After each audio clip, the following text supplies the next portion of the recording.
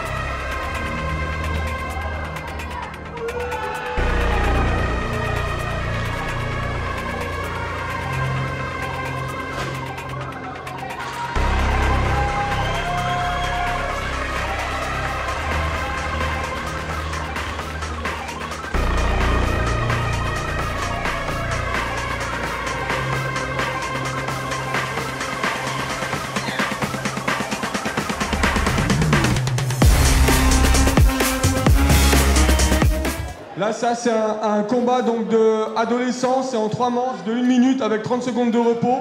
Alors, ça paraît de rien, mais 1 minute avec la combinaison, les protections, le poids et l'explosivité, c'est 1 minute 30 secondes de repos, le round. Et Et en fait, donc c'est un peu les règles du kickboxing pour ceux qui connaissent. Il y a une notation par les juges à la fin de chaque round. Et il y en a 3, donc normalement, à moins qu'il y ait... Ça peut arriver qu'il y ait une minute pour départager, mais normalement, on a assez des résultats. Donc l'objectif, au début, vous allez voir le jeune donc avec le bâton, il est censé être le policier. Et l'autre, c'est l'agresseur qui doit être un peu plus agressif. Ensuite, ils vont changer les rôles. Et à la fin, il y a un round de kickboxing en pied-point. Voilà. C'est une discipline qui existe, créée par des policiers. Donc Santiago Bango, qui est le fondateur, qui est multiple champion du monde de kickboxing officiel. Et donc c'est une discipline qui est arrivée en Suisse et que je développe depuis 9 ans avec plusieurs coupes de Suisse. Et j'ai pas mal d'élèves qui ont réussi donc des coupes de Suisse et des titres aussi internationaux. Voilà.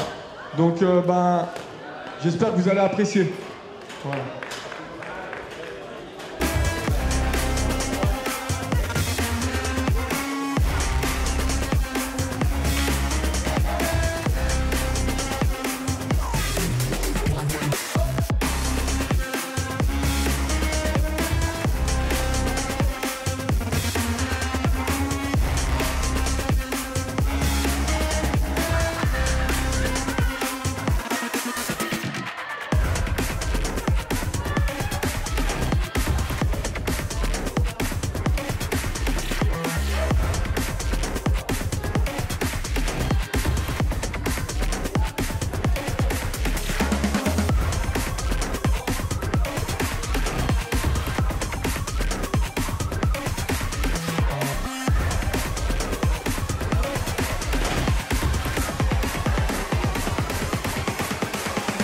Du sport, des valeurs.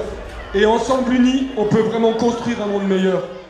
Je serai toujours là, tant que je le peux, pour transmettre ces valeurs qui nous accomplissent, nous rassemblent. L'honneur, le courage, la droiture, la loyauté et le respect. Enfin, un merci tout particulier à ma famille, qui m'a toujours soutenu, même dans mes excès, mes colères, mes erreurs. C'est grâce à elle que je suis resté debout. Les arts martiaux, la famille et les valeurs humaines, il n'y a que ça qui compte. Merci à tous.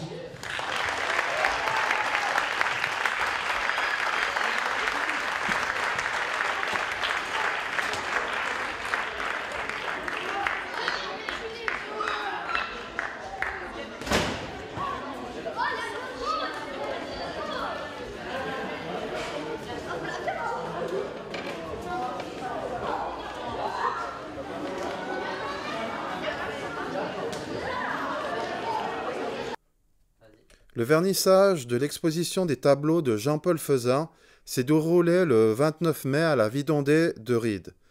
L'exposition continuera au musée de Saxon et aussi à la chapelle près de la tour. Alors, notre reportage avec les images de Christophe.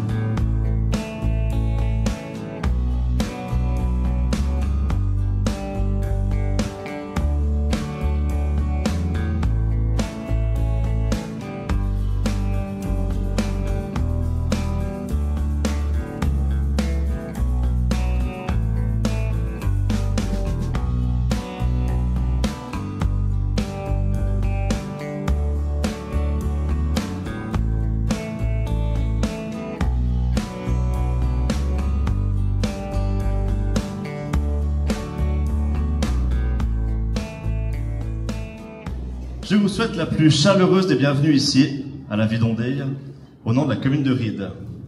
Pour lui rendre hommage, comme il se doit, j'ai le plaisir de céder la parole, dans cet ordre, aux intervenants qui, chacun à leur manière, ont croisé son chemin. Jean-Henri Papillou, président de la Société d'Histoire du Valais-Roman. Frédéric Giroux, ancien président de la Commission culturelle de la ville de Martigny, une allocution lue par sa chère sœur Marie-Thérèse Giroux. Pascal Couchepin, ancien président de la ville de Martigny et de la Confédération qu'on ne présente plus. Et enfin, le seul et l'unique, Guillaume Faisan, neveu du Jean-Paul Faisan, que je remercie pour cette chaleureuse aventure. Jean-Paul Faisan est un artiste qui volontairement se présente comme tel. Il s'habille comme un artiste, parle comme un artiste, vit comme un artiste. Vous ne serez donc pas étonné si ses contemporains le qualifient d'artiste. Avec les multiples sens que ce mot comporte, c'est tout à la fois quelqu'un qui pratique un métier, une technique difficile, quelqu'un qui se voue à l'expression du beau, pratique les beaux-arts, c'est le créateur d'une œuvre d'art. Mais c'est aussi un fantaisiste que l'on retrouve dans l'expression « Salut l'artiste ». En 1966, Jean-Paul Faisan explore ce qu'il nomme l'allégorie apocalyptique. Une nouvelle série où feu, eau, ciel, terre, végétation, émergeant d'une tourmente générale qui en est en quelque sorte la musique de fond. C'est donc au travers de 3 toiles, dont la plus célèbre qui se trouve en face de moi, dans un entrecroisement de terreur, dans un décor grouillant d'enchevêtrements apocalyptiques, que l'imagination de Jean-Paul Faisan prend son vol actuellement, note le Nouvelliste. Arrêtons-nous un instant sur elle, puisque c'est aussi celle que Guillaume a choisie pour l'affiche. 7e allégorie, il y en aura 450, à peu près. 7e catégorie, allégorie d'une série encore à l'état d'ébauche. La toile s'intitule « Cataclysme extraterrestre ». La décrire serait fastidieux, note le journaliste. Il faut l'avoir vue, oser pénétrer dans ce monde étrange, tout imbibé de musique wagnérienne, pour pouvoir peut-être se prononcer. Au-delà de l'image, il y a un envoûtement auquel la musique ayant inspiré le peintre n'est pas étrangère. Tout cela est un tissu de rêves enchevêtrés, déferlant en vagues successives et presque hallucinantes. Le jeune trentenaire que j'étais a tout fait d'être mis dans le bain. À peine en place, nous sommes au début de 1993, je reçus en effet le téléphone d'un homme impatient, déroulant un flot de paroles avec un débit soutenu, me pressant instamment de me rendre dans les plus brefs délais dans son atelier de peinture. Franchissant donc le seuil de son atelier, je m'attendais à tout et ne fus pas déçu. À peine entré, je découvre ébahi un véritable capharnaüm. Quantité de tableaux accrochés au mur ou posés pêle-mêle, contre les parois, chevalets portant des peintures en cours de création et posés à même le sol. Enchevêtrement de cartes célestes, empilement de périodiques sur l'astronomie et de magazines de science-fiction, coupures de presse jaunie, pinceaux usagés et tubes de couleur ouverts. L'accueil est à la fois viril et glacial et mon vis-à-vis va droit au but. Sachez, monsieur le conseiller, que je suis un artiste peintre de Martigny, ayant exposé dans des dizaines de galeries en Suisse et à l'étranger, et j'entends bien que ma ville se porte acquéreuse de quelques-unes de mes œuvres. L'entrée en matière était pour le moins rude, mais son caractère passionné et enthousiasme, son flot ininterrompu de paroles, il fallait réussir à en placer une, où il développait avec frénésie sa vocation d'artiste et explicitait son mode d'apprentissage favori que la peinture astronomique avait tôt fait de passer outre l'impression première. Il avait le don de communiquer sa flamme. Jean-Paul Faisan était issu d'une famille française, Béziers, on l'a dit il y a un instant. Je me souviens aussi de son père, Paul Faisan, qui était un homme d'esprit, assez drôle, et très libre, et qui, je pense, a permis à son fils de prendre l'espace qu'il souhaitait acquérir, et je ne suis pas sûr qu'il l'ait approuvé tous les jours. Il avait quelques inquiétudes sans doute pour les fins de mois, mais c'était secondaire. Il était assez fier de son fils, il en souriait, mais avec une certaine fierté. Pourquoi est-ce que personnellement j'acceptais sans hésitation de venir ici, c'est parce que, tout d'abord, j'ai connu Jean-Paul Faisan, je le trouvais sympathique. De temps en temps, il était, comme l'a dit tout à l'heure la sœur de Frédéric Giroud, un peu exigeant à l'égard de la commune, considérant que son talent méritait d'être reconnu. Il avait eu bien raison, et la preuve, c'est qu'aujourd'hui, nous sommes nombreux à célébrer sa mémoire et ses œuvres. Mais aussi parce que, à titre personnel, je me suis souvent demandé ce qui restera, c'est ce que disait tout à l'heure Jean-Henri Papillou, ce qui restera de son œuvre. Et il restera quelque chose. La preuve, c'est que probablement la plupart d'entre vous sont venus parce qu'ils ont été frappés, touchés, une fois ou l'autre, par des œuvres de Jean-Paul Faisan.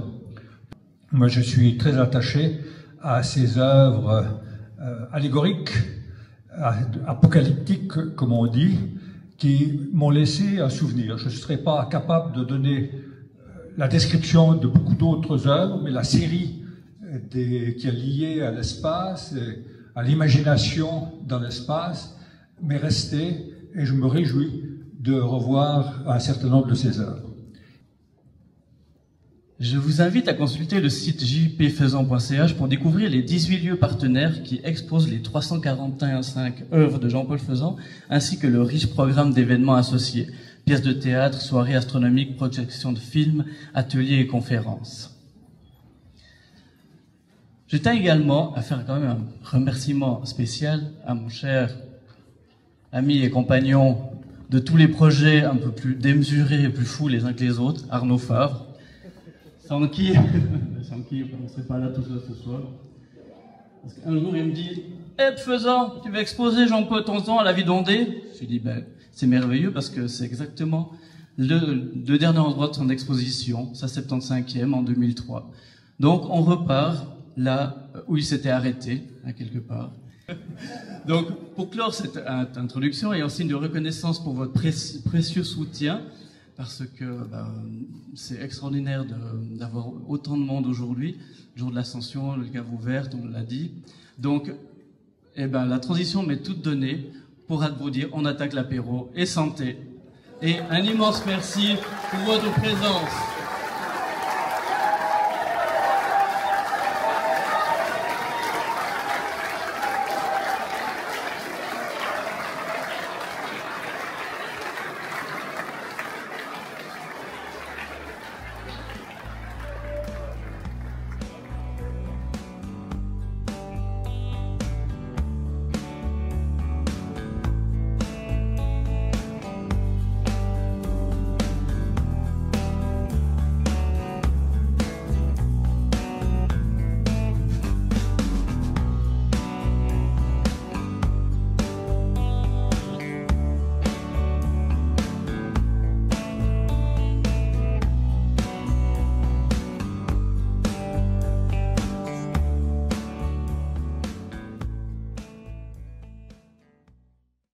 Venez piloter avion le 14 et 15 juin, fête du modélisme à Saxon, au casino de Saxon pour être précis, de 9h30 à 17h. Il y aura boissons, grillades et animations. Allez, venez tous. Et n'oubliez pas aussi l'assemblée primaire qui aura lieu le 10 juin 2025 à 19h30 à la salle Floresca polyvalente. Pour clore l'émission, nous vous proposons la diffusion de la conférence dans sa totalité d'Arnaud Meillan sur les recherches historiques effectuées sur le site médiéval de Saxon. Voilà, profitez de regarder les actualités. Le 15 juin, il y aura une démonstration de modélisme. Au revoir et à bientôt. Alors, ce soir, je vais vous parler du château de Saxon, le bilan des recherches historiques. Le plan de la présentation, c'est quelques mots d'introduction. Il y a déjà beaucoup de choses qui ont été dites par Samuel et Nicolas. Quelques éléments de contexte pour bien situer Saxon au Moyen-Âge. Vous présentez une source extraordinaire qui sont les contes de Châtelny-Savoyarde, que peut-être certains d'entre vous ont déjà entendu parler. Et puis enfin, présenter le bilan des recherches historiques 2022-2024 en 3 volets. Un volet concernant les éléments constitutifs du château, enfin ce qui a été révélé sur les éléments constitutifs du château. Un autre volet sur les éléments mobiliers. Et puis enfin, un 3e volet sur les vivants et les événements liés au site castral. Et je terminerai par une petite conclusion. Alors, pour les quelques mots d'introduction, donc c'est comme ça a été dit, cette recherche était dans le cadre d'un projet de valorisation du site médiéval de Saxon. Donc nous, on s'est occupé que, donc le bureau Clio, Christine Payot et moi-même, on s'est occupé que du volet historique, c'est-à-dire de la recherche dans les archives, et surtout les archives médiévales. Donc c'est comme ça a été dit, un mandat de la commune de Saxon avec le soutien des archives de l'État du Valais et du service immobilier patrimoine de l'État du Valais. Et l'objectif de ce mandat, c'était de rassembler un corpus documentaire sur le château de Saxon tiré des archives médiévales afin de nourrir le projet de valorisation. Donc c'est une étape fondamentale, rassembler du matériel, du corpus, mais par contre il y a peu eu d'analyse et puis il n'y a pas eu de reconstitution non plus du château pour l'instant. Donc ça a à voir si le projet de valorisation ira dans ce sens-là, mais notre travail a vraiment consisté à amener du matériel inédit et aussi connu sur le château. Alors, quelques éléments de contexte. Donc, mon idée, c'était de vous présenter en 2 mots le site actuel du château de Saxon. Je pense que tout le monde le connaît ici. Donc, le château de Saxon, c'est un petit site castral. Ici, vous avez une photo de Gianluca Cola, qui a fait des photos sur mandat de la commune, des belles photos du site. Il y en aura plusieurs dans la présentation. Donc je ne vais pas à chaque fois dire d'où ça vient, mais vous saurez que les belles photos sont faites par Gianluca Cola. Et puis, donc, je voulais dire quelques mots sur le site castral aujourd'hui. Donc c'est un petit site castral, en fait, qui se trouve sur un promontoire au-dessus du village de Saxon, mais qui a quand même une certaine importance. Pour l'anecdote, on trouve une photo de la tour de Saxon sur le 4e de couverture, donc sur la page, sur l'arrière du bouquin, d'une étude de référence de Daniel de Rémy sur les châteaux, donjons et grandes tours dans les États de Savoie en 1230 et 1330. Donc petit site, mais quand même avec un certain intérêt plus large que régional. Donc le site, aujourd'hui, vous le connaissez, donc c'est d'abord une grande tour médiévale construite dans le dernier quart du XIIIe siècle. C'est aussi un ancien édifice religieux dont l'origine remonte au XIe siècle et qui va être pendant du XIIe siècle au XIXe siècle l'église paroissiale de Saxon. Elle va subir plusieurs transformations. Et puis, ce qu'on peut dire encore, c'est que le clocher actuel, donc, qui est ici, date en grande partie de la fin du XIIe et ou début du XIIIe siècle. Et puis, dans cet édifice, on trouve un ossuaire qui, pour l'instant, n'est pas daté, mais il y a des analyses qui sont en cours pour essayer d'en savoir un peu plus sur ces ossements. Donc voilà un peu ce qu'est le site du château aujourd'hui, les vestiges principaux. Il y en a d'autres qu'on ne voit pas, qui sont des restes de murs aussi autour du château, mais on ne les connaît pas vraiment. Donc c'est vraiment la tour et l'ancienne église paroissiale qui représentent plus le site. Alors ces vestiges ont traversé le temps. Donc ici vous avez un dessin des vestiges du château qui date de 1814. Alors vous remarquerez qu'il y a une structure qui aujourd'hui a plus ou moins disparu, qui se trouve à l'arrière de la tour. Donc c'est une indication intéressante. Cette représentation est pour l'instant la plus ancienne connue du site. Il y a des représentations du château sur certaines cartes géographiques déjà au XVIe, mais c'est plutôt symbolique. Disons que celle-là, c'est la plus complète, disons, qu'on connaît, et la plus ancienne. Ensuite, les vestiges, bien sûr, sont représentés aussi dans les gravures qui ont été faites sur les bains de Saxon, donc un grand moment de Saxon au XIXe siècle, les bains de Saxon et le casino de Saxon. Donc on les retrouve ici, la tour et l'ancienne église paroissiale. Même chose, là c'était en 1852, là c'est en 1865. On retrouve également les 2 édifices sur la gravure. On voit aussi, donc toujours en 1860, un dessin d'Émile Vic, archéologue bâlois, qui représente aussi le site castral. On voit que la structure derrière la tour est un peu plus réduite. Et puis, il existe aussi des photos anciennes, des photos des années 1930-1940 du site faites ici par Raymond Schmitt. Donc ça, c'était juste pour vous montrer que voilà, ces vestiges ont traversé le temps et puis qu'il y a certains documents qui témoignent en tout cas d'une partie de ce temps écoulé. Maintenant, mon idée, c'était aussi de vous donner quelques repères temporels sur Saxon. Donc la première mention de Saxon dans les documents d'archives, elle date du 26 février 1153, dans une bulle papale du pape Eugène III, donc un document administratif, qui en fait confirme à l'abbaye d'Ainay, qui est près de Lyon, les possessions qu'elle a dans divers diocèses, dont le diocèse de Sion. Et parmi ces possessions, on trouve l'église de Saxon. Et c'est la première mention connue dans les archives de Saxon. Au Moyen-Âge, Saxon, au XIe siècle, c'est une seigneurie, c'est une terre libre, un alleu, qui appartient à la famille seigneuriale du lieu, qui s'appelle la famille de Saxon. Et il y a déjà une petite place fortifiée, un petit château et une petite chapelle sur le site fortifié. On n'en connaît pratiquement rien. Et puis, au XIIe, XIIIe siècle, cette seigneurie, elle va se fragmenter et Saxon va appartenir à plusieurs familles, les deux Saxons, les Daïens, les de la Tour, de Lucinge. Donc il y a une fragmentation de cette seigneurie. Là, je vous ai juste mis, à titre illustratif, un graffito qui se trouve à la basilique de Valère et qui date du XIVe siècle et qui représente un chevalier pour vous mettre un peu dans l'ambiance de la seigneurie de Saxon. Et juste pour dire encore un mot sur la famille de Saxon, donc c'est une famille dont on trouve des traces du XIe jusqu'au XIVe siècle. Donc c'est Christine Payot, mon associée, qui avait fait une recherche sur cette famille pour la monographie de 2013 sur Saxon. Donc elle avait identifié une trentaine d'individus qui portent le nom de Saxon. Alors là, je vous en ai mis quelques-uns, quelques noms, Falco, Amédée, Claramunda, etc.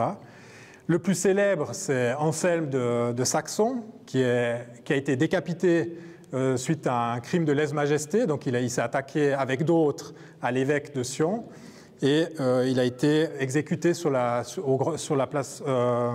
Grand Pont à Sion en 1300. Ce qui est intéressant aussi de noter, c'est que dans les documents d'archives, la graphie de Saxon, on la trouve de plein de manières différentes. Donc là, j'ai mis une petite liste des occurrences qu'on a trouvées dans la documentation. Donc on voit que la graphie à l'époque n'était pas fixée. Et puis quand on fait les recherches, il faut être attentif à toutes ces graphies-là pour ne pas laisser échapper des références. Je vous ai mis deux exemples aussi de textes, de noms tirés des textes médiévaux. Et là, c'est un graffito qui représente un chevalier qui est au château de Chillon.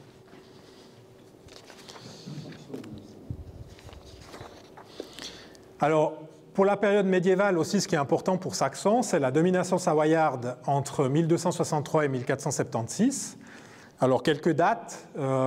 Entre 1263 et 1320, la seigneurie, qui était fragmentée, comme on vient de le voir, elle est rachetée en fait par les comtes de Savoie successivement, parce que les comtes traitent avec chaque famille, donc finalement ça prend plus ou moins de temps.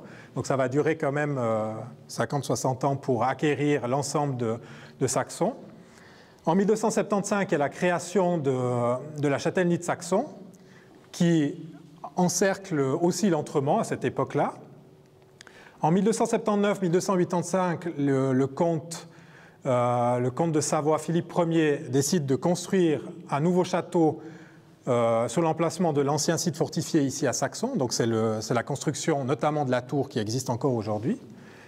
En 1359, il y a la création de la châtellenie d'Entremont qui se sépare en fait de la châtellenie de Saxon à ce moment-là. Donc Saxon devient une petite châtellenie. Et puis en 1475-1476, donc conquête du Bas-Valais par l'évêque de Sion, destruction du château de Saxon et sans doute de l'église qui est reconstruite vers 1500.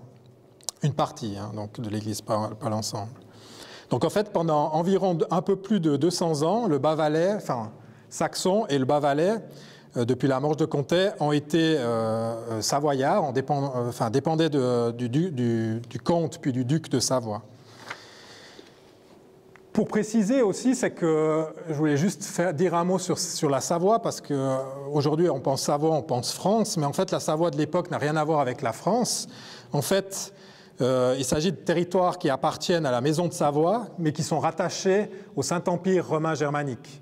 Donc bon, la carte ne donne pas très bien, mais disons les territoires savoyards sont en rouge ici, et ils couvrent en fait les deux versants des Alpes.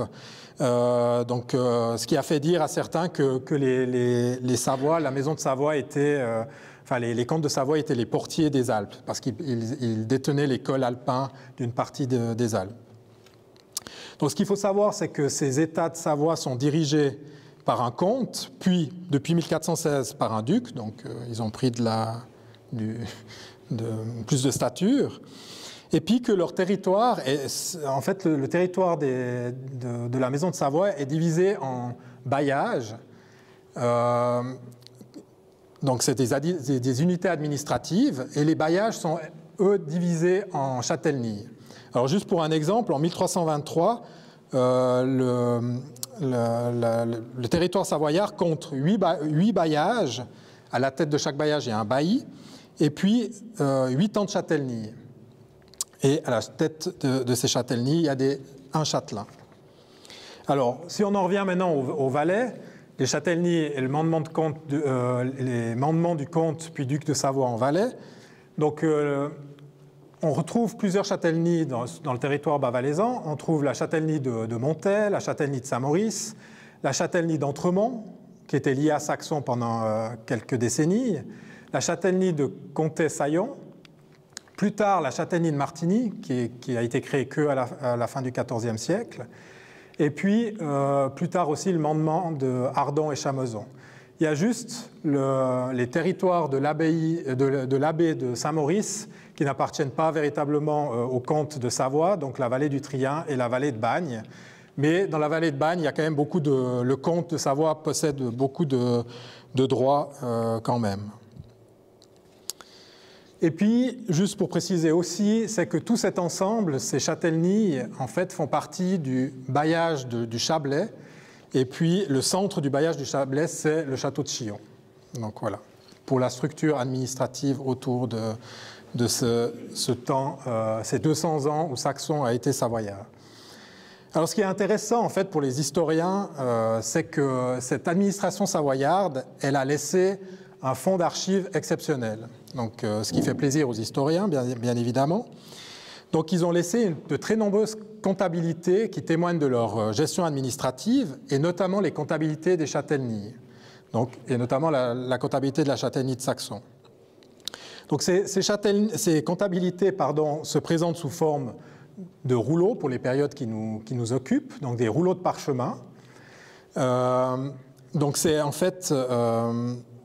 Dans ces rouleaux de parchemin, on trouve des exercices comptables annuels qui sont rendus par le châtelain, qui notait en fait toutes les recettes qu'il obtenait, donc les recettes en nature, les céréales qu'il recevait, le vin qu'il recevait, la viande, etc. Et puis les recettes en argent, bien évidemment, mais aussi toutes les dépenses qu'il avait. Donc on trouve énormément d'informations dans ces documents. Ce qu'il faut savoir, c'est que ces comptes de châtellenie sont conservés en grande partie aux archives d'État à Turin et en partie à Chambéry. Donc ça explique pourquoi, en fait, pendant longtemps, les historiens valaisans ne se sont pas occupés de ces archives parce que c'était éloigné géographiquement. Donc en fait, il reste encore beaucoup de choses à faire avec ces documents d'archives qui n'ont été que partiellement exploités. Pour les rouleaux de parchemin, je vous ai juste mis un exemple d'un rouleau déroulé pour vous montrer comment ça fonctionne en fait pour la lecture. Donc on roule d'un côté et on déroule de l'autre. Et puis ce sont des pots de parchemin qui sont cousus ensemble. Donc là vous avez la couture et qui sont cousus les uns à la suite des autres. En ce qui concerne la châtellenie de Saxon, et c'est là ce qui nous intéresse en premier lieu, c'est que 104 rouleaux de parchemin sont conservés entre 1279 et 1475. Ça représente 1714 pots de parchemin ou revers de peau. Donc c'est un corpus énorme en fait. C'est vraiment très volumineux. Et en plus de ça, on a droit aussi à 22 comptes de subsides. Alors c'est des listes de contribuables qui sont taxés à certaines occasions par le compte. Donc c'est vraiment des listes de contribuables avec quelques précisions supplémentaires.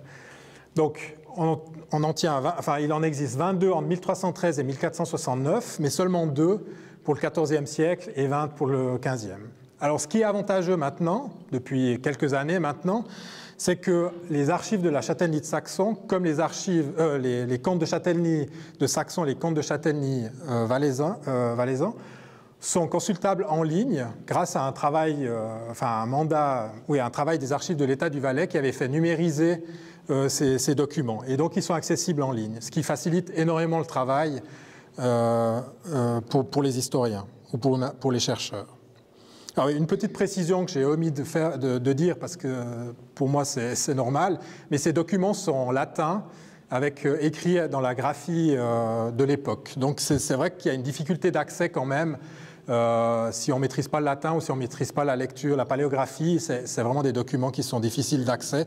Je vous montrerai quelques exemples maintenant. Donc voilà un exemple de compte de châtellenie de Saxon. Alors vous ne voyez pas grand-chose, mais donc c'est le compte de 1362-1363. Donc là, on voit, donc c'est une peau de parchemin qui est cousue à la peau précédente. Ici, on voit la couture en forme de petit V. Et puis ici aussi, elle est cousue à la suivante. Et puis la structure, en fait, ici, vous avez le titre des rubriques. Ça peut être le seigle, le froment, ça peut être plein d'éléments différents. Et puis, vous avez une description de la dépense ou de la recette, en fait, avec le total ici. Donc, c'est comme ça la structure, en fait, de ces comptes. Donc, ce qui est intéressant, c'est bien sûr pour les historiens, c'est toutes ces informations, parce que dans ces comptabilités, en fait, à l'époque, on décrivait un peu plus ce qui était dépensé ou ce qui était reçu, et il y a plein d'informations qui sont contenues là-dedans. Là, je vous ai mis aussi un exemple de compte de subsides, qui est la Regalia de 1313, c'est le compte de subsides le plus ancien, où il y a des listes en fait, de chefs de famille de Saxons. On y reviendra plus tard. Encore pour montrer un exemple de compte, c'est le début d'un compte de la châtellenie de Saxon. C'est le compte du châtelain Boniface de Motta pour l'exercice comptable de 1367-1368. Donc ici, en haut, vous avez l'introduction du compte avec le nom du châtelain, les dates extrêmes du compte, etc. Et puis ici, vous avez justement ces rubriques. Là, c'est justement le froment, fromentum, et siligo, le seigle, et puis avec les entrées dans ces céréales.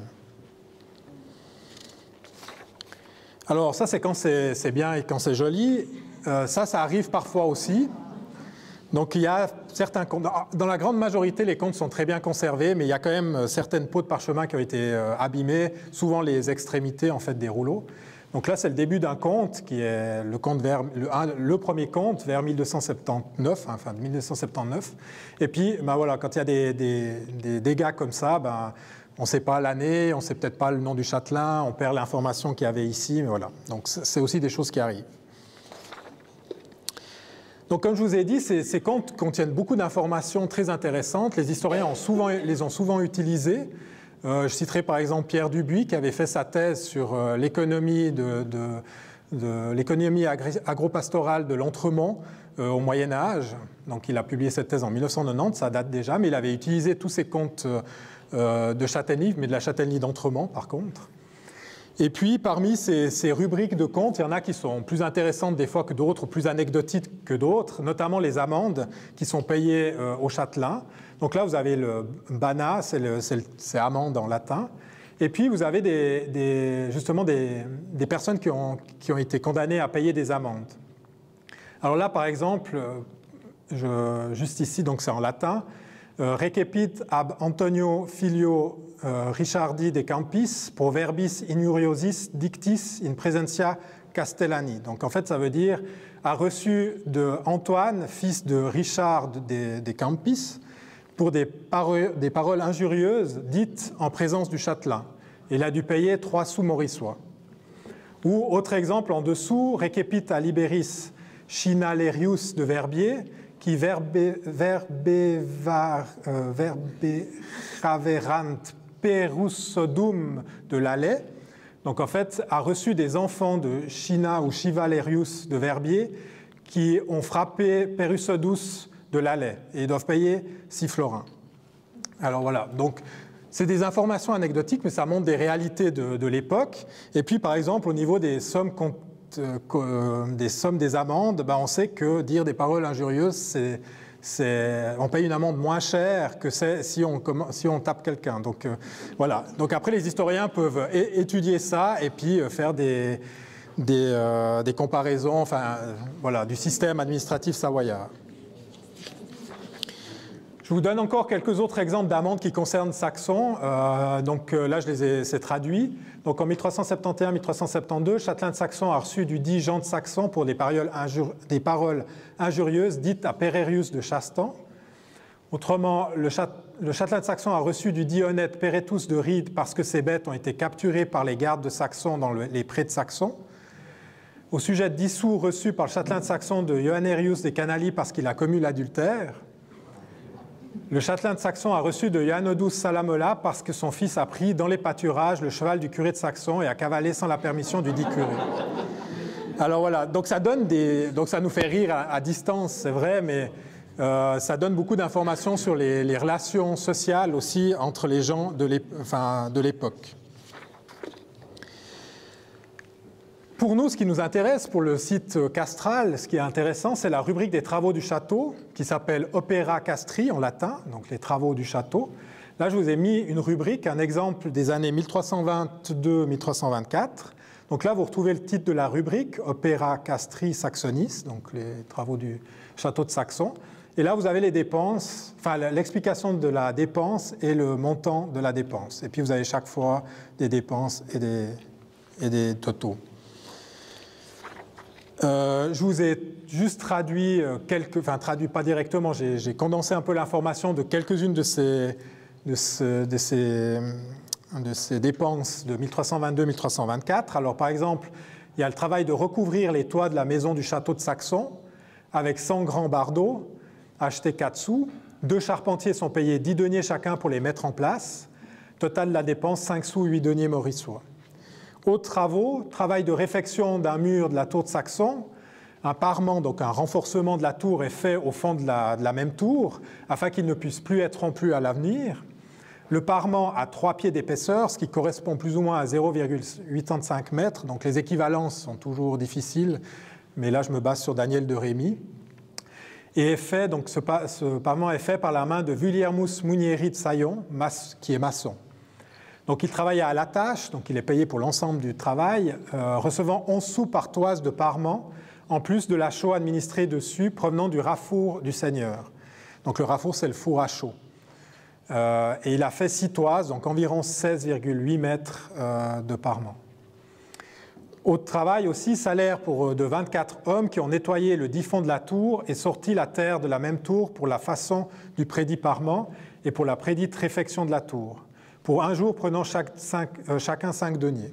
Donc voilà le type d'information en fait qu'on trouve dans cette rubrique Opera Castri.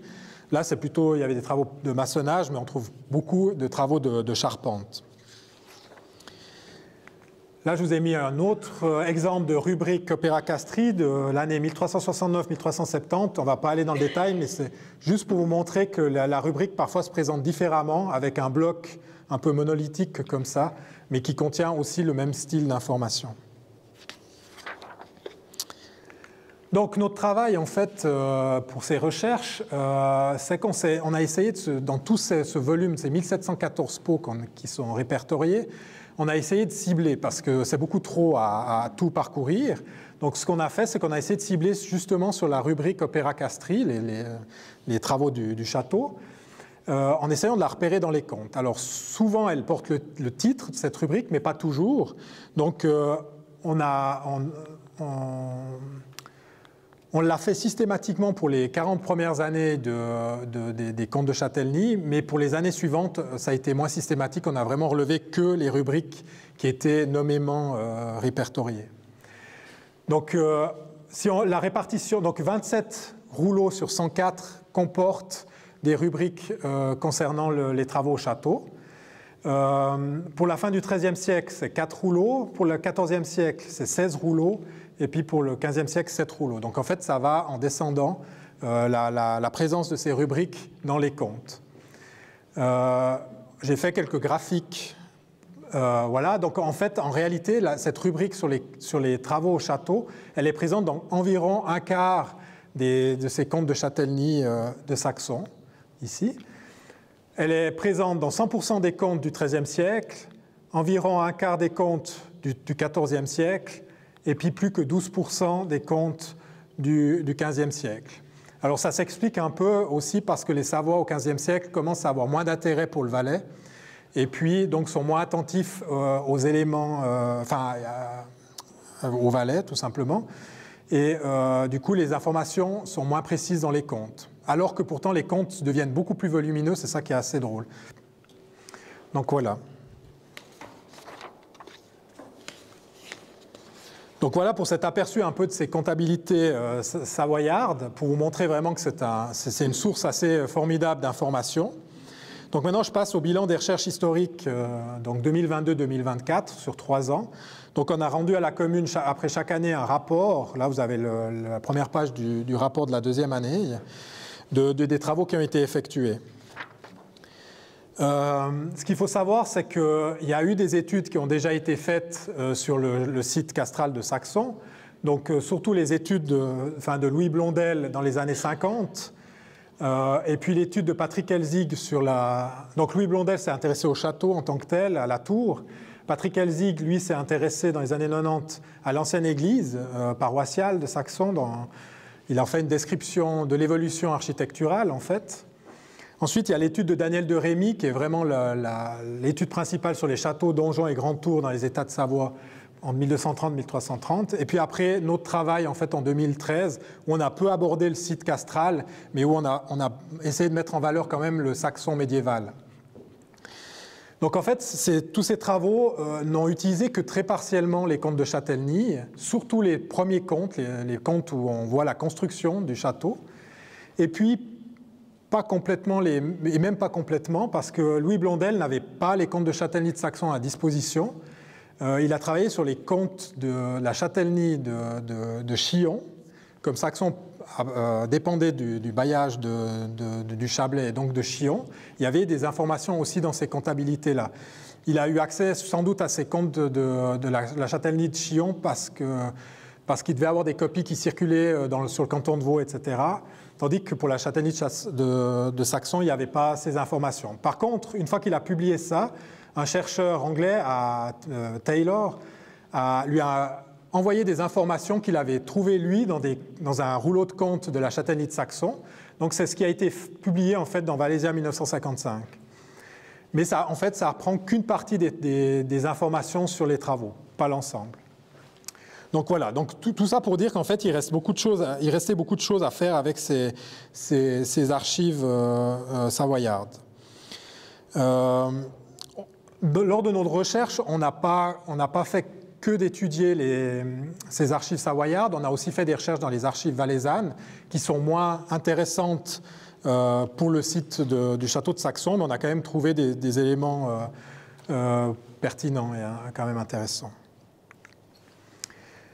Donc maintenant, pour passer aux trois éléments qu'on peut mettre en valeur avec les informations que nous avons trouvées, tout d'abord des éléments constitutifs du site castral, c'est-à-dire que les comptabilités ont permis de mettre en évidence ou de révéler des éléments constitutifs du château de Saxon.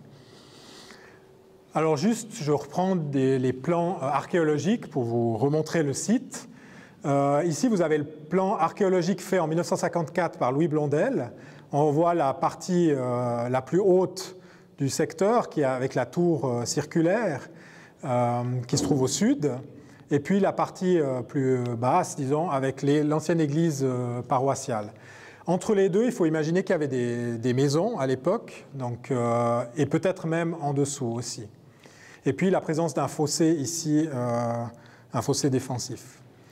Et puis là, vous avez la carte, les plans archéologiques faits par In situ en 2022, qui justement intègre la partie sous l'église paroissiale, qui pourrait être intéressante aussi, qui pourrait révéler des choses intéressantes. Par contre, c'est clair que les recherches archéologiques ont été faites, mais elles ont été relativement... enfin, il n'y a pas eu des fouilles sur place, ça a été un repérage, des observations, puis des observations au géoradar. Donc, ces cartes pourraient être complétées si, à l'avenir, il y aurait des recherches complémentaires ou des fouilles archéologiques complémentaires. Alors maintenant, je suis désolé parce que comme les documents d'archives contiennent des textes, il va y avoir pas mal de textes, donc il y a pas mal de choses à lire ou à survoler, disons. J'ai chaque fois essayé de mettre, non là j'ai pas fait, mais plus tard j'ai aussi mis en parenthèse les mots latins juste pour vous montrer un peu la terminologie utilisée dans les contes. Donc tout d'abord, comme information intéressante, il y a la construction du château, qui dure environ de 1279 à 1285 sous le comte Philippe Ier de Savoie. Donc il y a tout d'abord les premiers travaux qui ont lieu, c'est des travaux de préparation en fait pour la construction. Donc il y a la confection d'un rafour, un four à chaux, donc pour fabriquer la chaux, pour l'utiliser dans le mortier. Et puis on sait qui a fait ce travail. Le comte a aussi acquis des biens tenus par des individus contre des compensations. Donc il a compensé ces acquisitions avec des terrains ou de l'argent. Donc il a acquis des maisons, des cheseaux, donc c'est des restes de maisons ou des ruines de maisons, plus ou moins, des terrains cultivés et des vergers qui sont situés sur le site castral ou aux alentours. Donc on a des lieux-dits comme sur la crête du château, dans le bourg de Saxon, au lieu-dit, la Tourneuve, etc. Donc une fois ces biens acquis, une partie de ces biens ont été détruits pour construire le nouveau château. Donc il y a la démolition du barrium, c'est le terme utilisé pour l'ancienne fortification qui était déjà sur le lieu du château.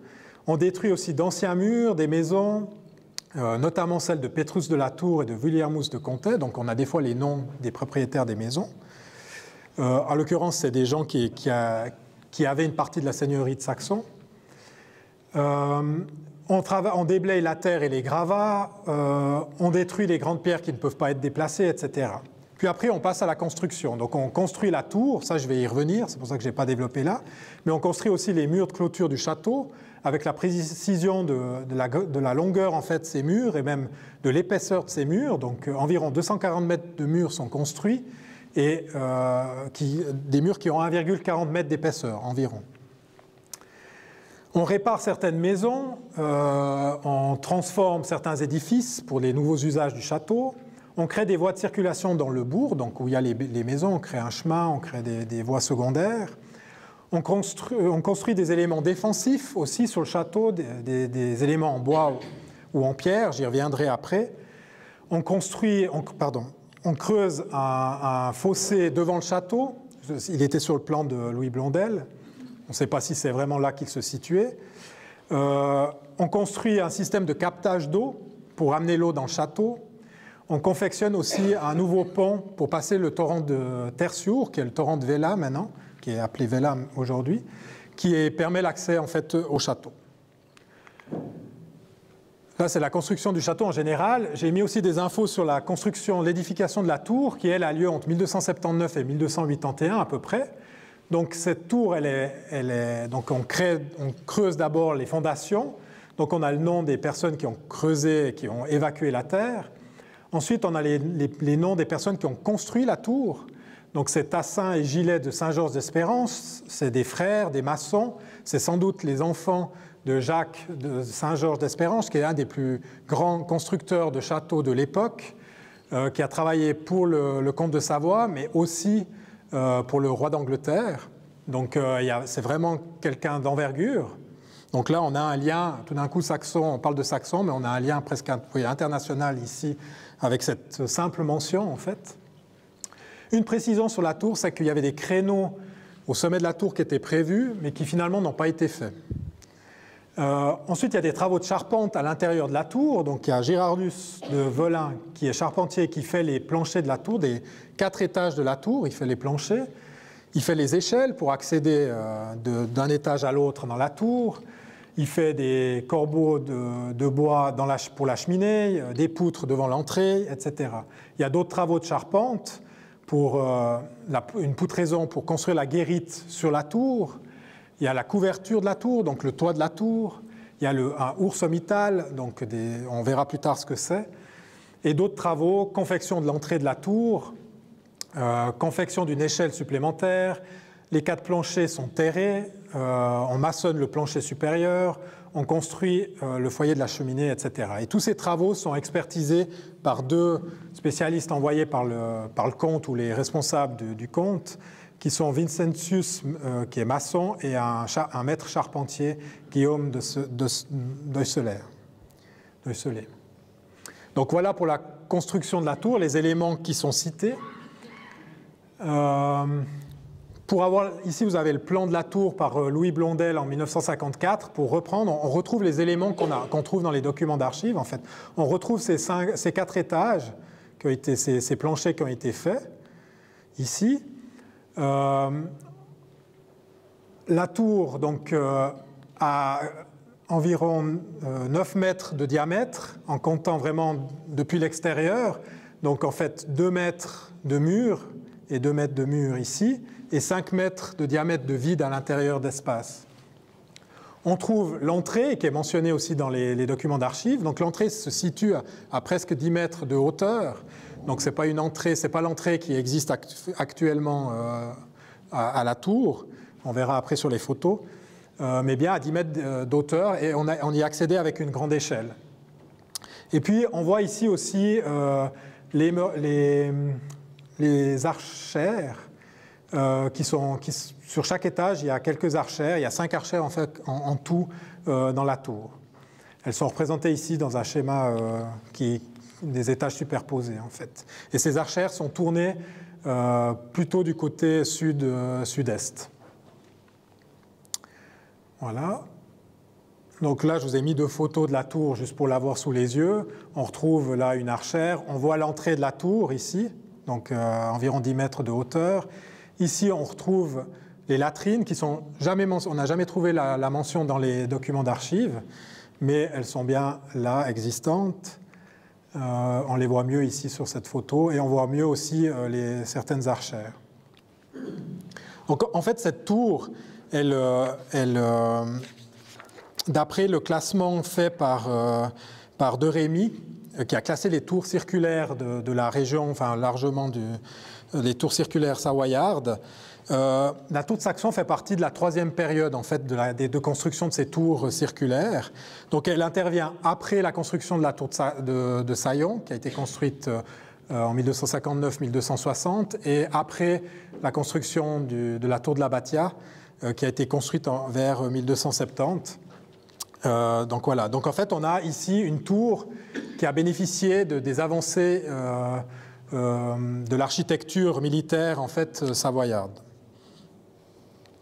Alors, notamment une de ces avancées, c'est une des archères qui est quadrangulaire, oui. C'est une des avancées techniques. Voilà. Pour vous dire, la construction, elle est faite de moellons assez grossièrement équarris, mais très bien dressés. C'est pour ça aussi que la tour a duré jusqu'à aujourd'hui. Voilà. Là, vous avez d'autres photos intérieures et extérieures de la tour. Ici, l'entrée de la tour vue depuis l'intérieur. Ici, le sommet de la tour vu depuis en haut. Et puis, une archère qui n'est pas l'archère quadrangulaire, d'ailleurs.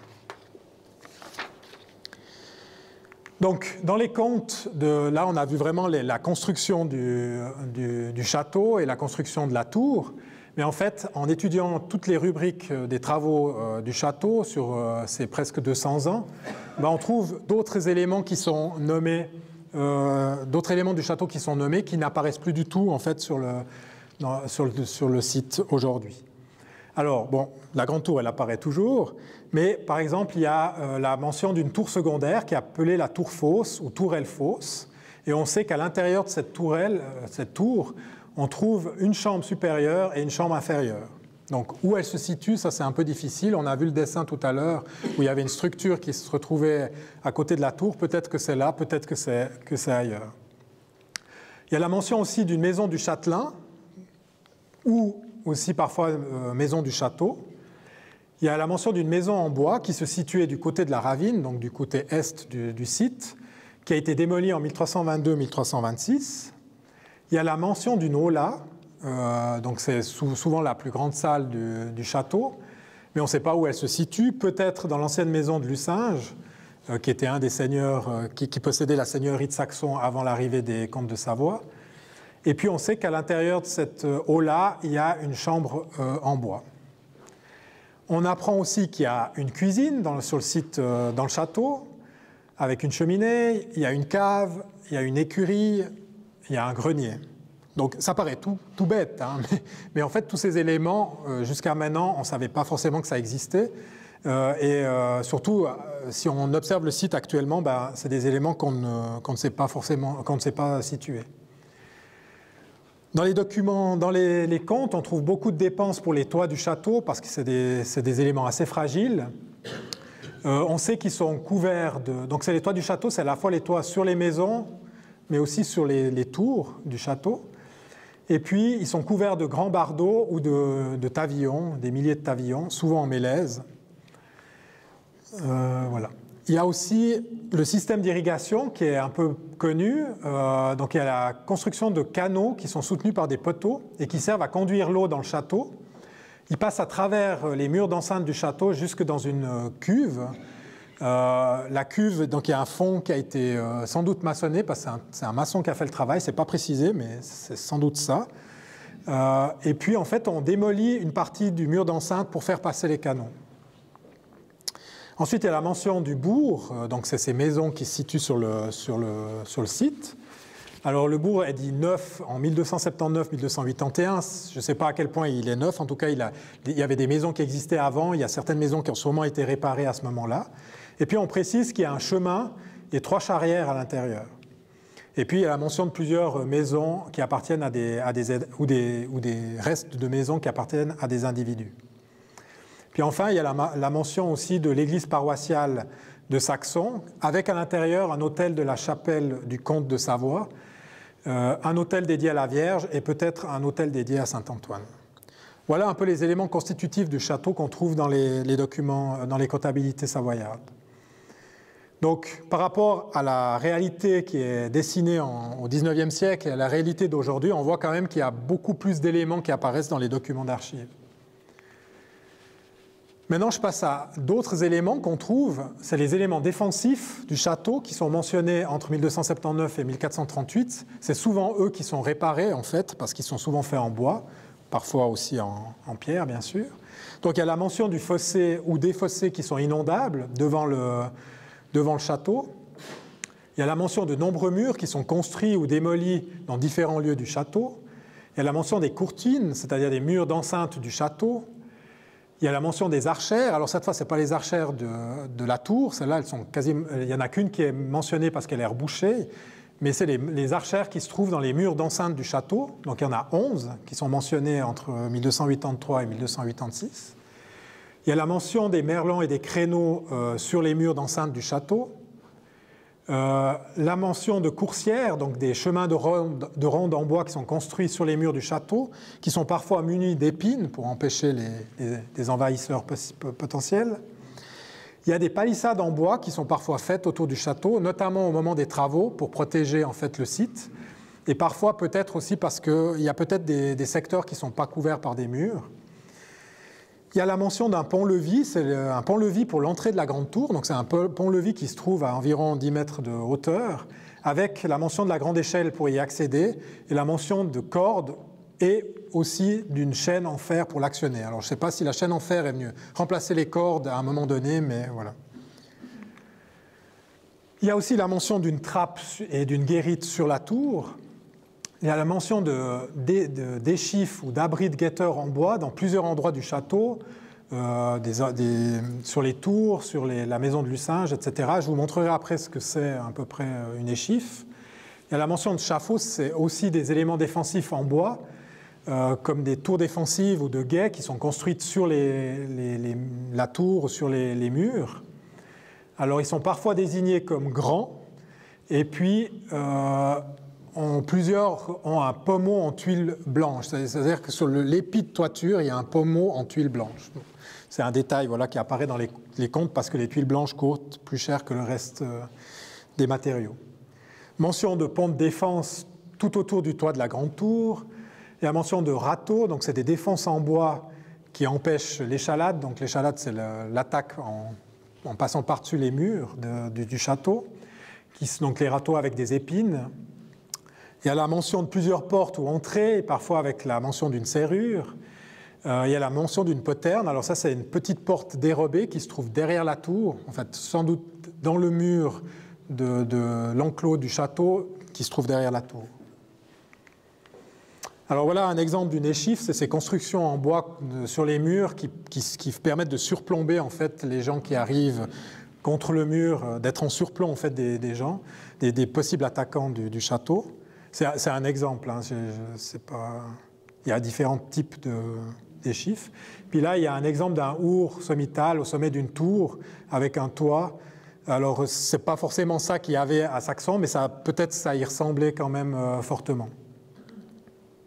Et puis, justement, au niveau de la défense, vous voyez que dans ces défenses en bois, ça permettait de surplomber le vide et de soit tirer des projectiles ou aussi des pierres sur les assaillants. Donc voilà, donc tous ces éléments du château constitutifs du château permettent d'avoir une autre vision du château que celle qu'on connaît aujourd'hui. Mais il y a aussi d'autres éléments qui sont intéressants dans les comptes, c'est les éléments mobiliers du site castral. Il y en a peu, mais il y a quelques documents qui nous en informent sur certains de ces éléments. Là, je vous ai juste mis comme illustration une sculpture qui est conservée au musée d'histoire du Valais et qui provient de l'ancienne église paroissiale de Saxon. C'est Saint-Maurice en chevalier et qui date, donc c'est une sculpture qui date du XIVe siècle. Il y en aura d'autres après. Donc, un document intéressant pour savoir les éléments mobiliers du château, c'est un inventaire qui apparaît dans les comptes de Châtellenie et qui date de la fin juin 1290.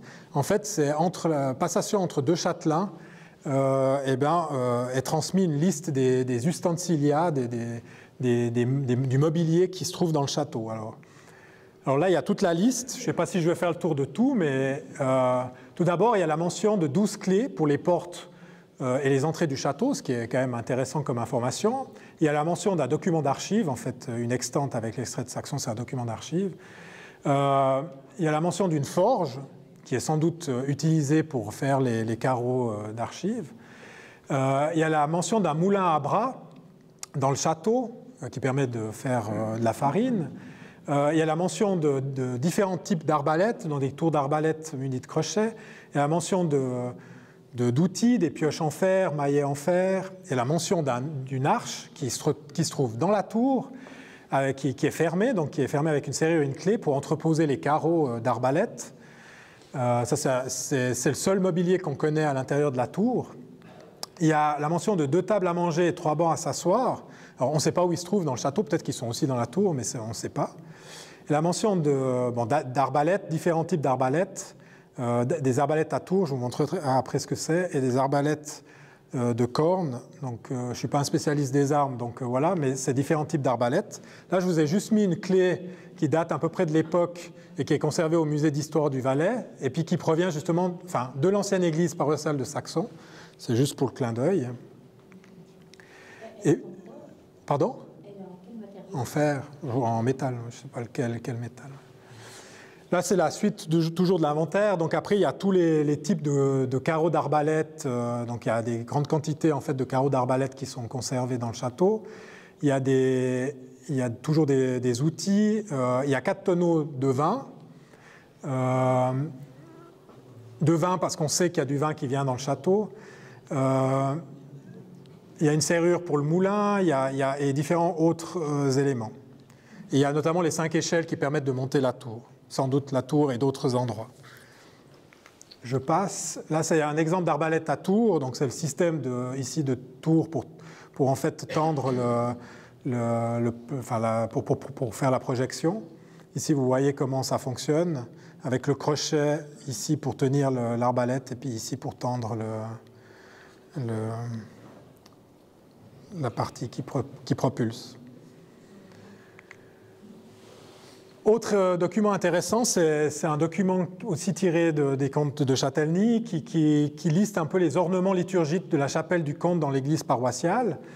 Il y a notamment la mention d'un calice en argent qui a été acheté en 1377-1378. On a le prix de ce... C'est une dépense élevée, donc on a le prix aussi de ce calice. Et puis il y a de l'achat de mobilier pour l'hôtel... l'achat de mobilier par le châtelain pour l'hôtel du comte dans l'église paroissiale, et puis donc c'est tout des éléments de liturgie, en fait des vêtements liturgiques ainsi que des éléments pour le culte. Je passe un peu plus vite parce qu'autrement on n'arrivera jamais au bout. Là, je vous ai mis aussi d'autres objets qui sont conservés au musée d'histoire du Valais et qui proviennent de l'ancienne église paroissiale de Saxon. Donc, c'est plusieurs sculptures, une sculpture qui date du XIIe siècle, un crucifix qui date du XIIe siècle et une sculpture qui date du XIIIe siècle. Donc, c'est assez incroyable d'avoir ces objets conservés pour le site de Saxon, même si c'est conservé au musée d'histoire. Ceci dit, on ne peut pas être certain que ces objets étaient là, bien présents à l'époque médiévale dans l'église de Saxon, parce qu'ils ont très bien pu venir aussi plus tard par achat ou déplacement. Mais il n'empêche que c'est assez rare d'avoir autant d'objets pour un site en Valais. Ici, vous avez aussi 2 panneaux peints d'un même ensemble qui provient de l'ancienne église de Saxon aussi, mais qui date de vers 1400. C'est une scène de l'Annonciation avec la Vierge et l'ange Gabriel. Voilà pour le mobilier. Le dernier point que je voulais présenter, c'était les vivants et les événements qui sont liés au site castral. Parce qu'en fait... c'est intéressant d'avoir les éléments matériels, mais je trouve que c'est aussi intéressant d'avoir les éléments qui amènent un peu de chair au site. Et les contes de Châtellenie sont vraiment intéressants pour ça, car il y a beaucoup d'êtres vivants, d'anciens êtres vivants finalement, qui apparaissent dans ces documents. Donc là, je vous ai juste mis, ici, c'est une liste de Saxonnins qui ont travaillé, pour des réparations au château en 1437-1438. On y reviendra après. Donc, qui dit être humain sur le site du château dit bien sûr les châtelains, toute l'administration savoyarde, donc c'est une petite cour autour du châtelain. Donc nous, ce qu'on a fait, c'est qu'on a repéré les noms des châtelains, donc on a créé une liste des châtelains, on a listé à peu près 50 individus qui ont été repérés dans la documentation. Là, je vous ai mis quelques exemples, Pétrus de Saraval, Guilhelmus de Colombier, le noble Ludovicus de Lornay, etc., mais il y en a une cinquantaine. Il y a aussi la mention de vice-châtelains ou de lieutenants, c'est des gens qui remplaçaient les châtelains quand ils n'étaient pas là, ou qui étaient présents pour aider le châtelain. Donc on a listé près de 20 individus, par exemple Guilhelmus de Gerdil, Pétrus de Colombier ou le noble Jacobus de Fausonnet. On a aussi repéré quelques familiers de la cour de Saxon. C'est des gens qui aidaient le châtelain dans la gestion en fait, de la Châtellenie. Donc on a un Richardus Pontonaire et un Emonetus Raffedi. Donc d'après les noms de famille, c'est 2 Saxonnins aussi. Et puis on a mention une fois d'un clerc de la cour de Saxon, donc c'est sûrement un notaire qui aidait aux actes notariés, mais par contre on n'a pas son nom. Alors ces gens qui représentent le pouvoir du comte se font parfois attaquer par des gens. Ici, dans les amendes que je vous ai présentées tout à l'heure, on trouve parfois des amendes pour des attaques contre l'autorité. Ici, il y a par exemple 10 sous reçus de la femme de Michaletus de Ladouet parce qu'elle a dit des paroles injurieuses aux familiers du châtelain.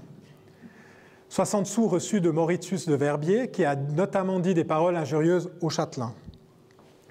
5 sous reçus de Jacquemerius Clerici du Chastelar qui n'a pas voulu obéir à la punition du familier du châtelain. 5 sous reçus de la Robatoda, qui n'a pas voulu obéir à la punition du châtelain. Et 3 florins petits pois reçus pour des paroles injurieuses prononcées contre le vice-châtelain. Donc ça, c'est un peu pour l'anecdote, mais ça montre bien que les gens, l'autorité était parfois attaquée ou pas reconnue, ou, c'est comme toujours, hein, c'est comme aujourd'hui. Voilà, mais déjà, au XIIIe, XIVe siècle, on retrouve ce genre de situation. Autre élément de vie au château, c'est la garnison du château. Donc on sait que le châtelain ou le vice-châtelain, à certains moments, a avec lui une petite garnison au château. En temps normal, on compte environ entre 2 et 4 clients. Donc les clients, c'est clientes en latin, c'est des hommes armés d'une lance et ou d'une épée qui sont là pour la garnison du château. Et 1 ou 2 guetteurs qui sont appelés guettia. Ça, c'est en temps normal. Et en temps de conflit, la garnison, elle est renforcée par plusieurs clients ou guetteurs supplémentaires. Alors, ça varie, on a plusieurs exemples. Voilà. Donc, je vous ai mis un exemple, en fait, oui, de renforcement de la garnison entre le 31 décembre 1388 et le 31 mars 1389. Donc, il y a 4 clients, donc on connaît les noms, Richardus Raffodi, Johannes Clementii, Richardus Salamola et Johannes Coste, tous de Saxons, qui ont été en garnison à la tour et au château de Saxon en dehors de la domesticité qui a l'habitude d'être tenue par le châtelain lui-même. Donc voilà un renforcement, par exemple, pendant une période trouble. Hein, 1388-89, c'est une période trouble ici en Valais. Et puis, pour finir, à noter la mention aussi à plusieurs reprises de brigands qui sont faits prisonniers et qui sont gardés en captivité plusieurs jours, sans qu'on sache où, dans la châtellenie, mais on imagine bien que c'est sans doute au château, et puis qui sont pendus. Et il y a notamment la mention des fourches de Saxon. Les fourches, c'est le gibet, qui sont parfois réparées au moment de la pendaison, en fait. On ne sait pas où se trouvent justement ces fourches non plus. En ce qui concerne la population de Saxon, donc les comptes de châtellenie, je vous ai parlé des comptes de subsides qui listent en fait des listes de contribuables de Saxon. Alors là, je vous montre l'exemple de la plus ancienne de ces listes. Elle se trouve d'ailleurs dans le livre qu'on avait fait sur Saxon en 2013. Donc c'est la Régaliade de 1313. Donc sont listés 92 chefs de feu, donc c'est des chefs de famille, dont 11 femmes. Et puis ces feux sont localisés, donc ces familles sont localisées à Saxon, donc 56 à Saxon sous le château et 36 à l'Arbaret dans la montagne. Les hommes, donc il y a des hommes qui ne sont pas taxés. En fait, les hommes du noble Jean de la Tour ne sont pas taxés, donc ça veut dire que la population est encore plus nombreuse que ça. Et du coup, on peut estimer plus ou moins la population de Saxon à ce moment-là à environ 400-500 personnes, en extrapolant en fait ces chiffres. Mais ça reste vraiment une estimation globale. Et puis les patronymes les plus fréquents qui apparaissent pour les Saxonins, ce sont des Canali, des Crozo, des Campis, des Soumovillé, des Okia, des Crestis. Donc c'est tous des noms qui n'existent plus normalement aujourd'hui dans la commune. Pour d'autres châtellenies, il y a des noms qui ont vraiment perduré à travers les siècles jusqu'à aujourd'hui.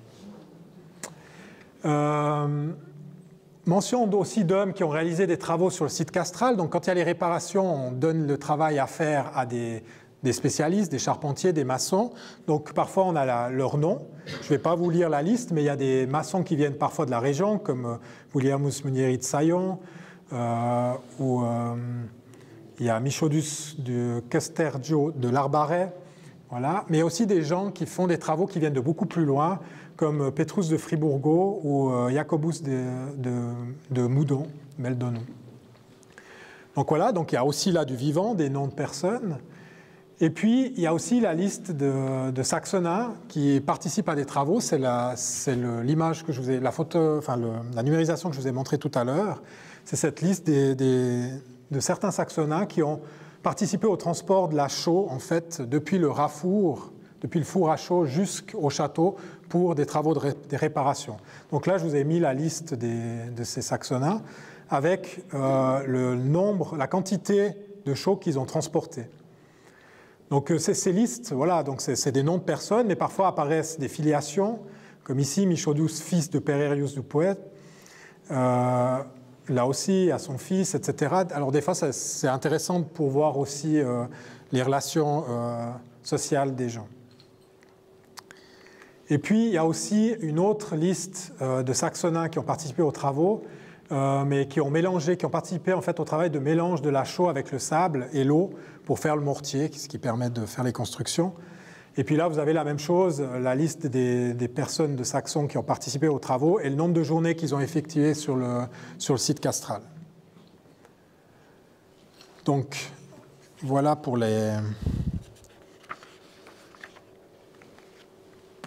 disons, les éléments vivants qui apparaissent dans les contes. Je vais terminer maintenant avec les événements qu'on a repérés un peu dans les contes de Châtellenie, des événements qui se passent sur le site du château. Alors, ce n'est pas toujours des choses extraordinaires, mais quand même. En 1266, il y a un renforcement de l'ancien château par des remparts d'arbalétriers lors des campagnes du comte Pierre II de Savoie contre l'évêque de Sion, par exemple. Je ne reprends pas toutes les réparations qui sont faites, hein. C'est vraiment quelques événements que je mets en avant pour montrer des événements plus larges aussi de la région. En 1280-1285, pendant la construction du château, il y a la construction d'une palissade en bois autour du site à cause de la crainte des gens de l'évêque de Sion. Parce qu'il faut bien comprendre qu'en fait, oui, là, le Saxon appartient à la Savoie et donc en opposition à l'évêque de Sion qui avait le Valais, le Haut-Valais. Et donc il y a des tensions entre ces deux seigneurs. En 1315, Pierre Chartras, curé de Saxon, dicte son testament au notaire Jacodus de Mar d'Ernen au château de Saxon. Donc l'acte est fait au château. Et il choisit sa sépulture dans son église de Saxon.